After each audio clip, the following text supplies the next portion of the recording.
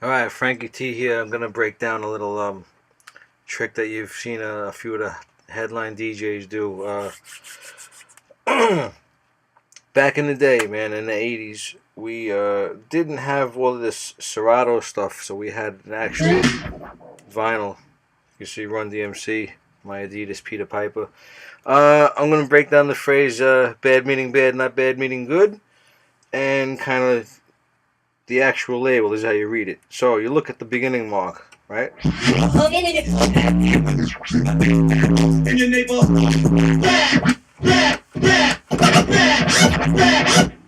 And one thing that we had a little advantage to is in Serato, when you're playing it, the line that you have on your label, wherever the file is playing, that line could be in different places depending on how the file is loaded. With the label on the vinyl, it is what it is. Once you know where it is, it's always going to be that way. No matter how many times you put this record back on, if memory is going to serve you correctly, your label is going to be in the same spots, and it kind of works like clockwork.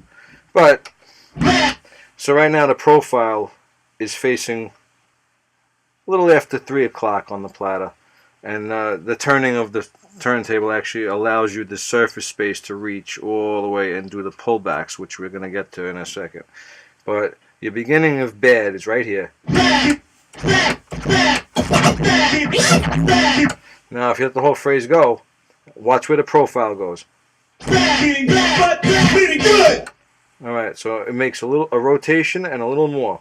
So now you need to go all the way back to there, and that's your bad again. And of course you cut the fader down, cut the volume off.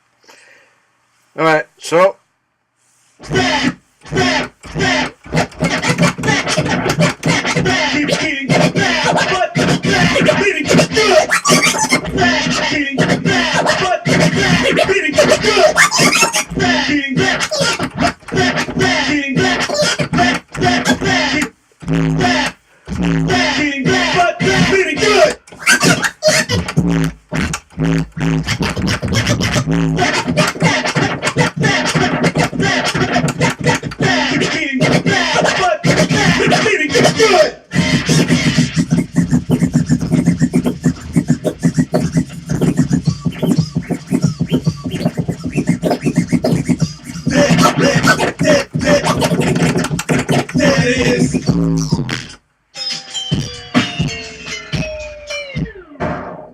and there you have it.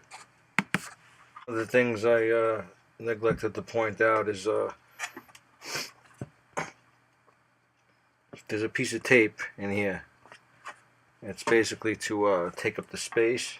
So if you have a little play, there's a little bit of play in the vinyl and it doesn't really quite sit flush and snug enough that it won't skip on you.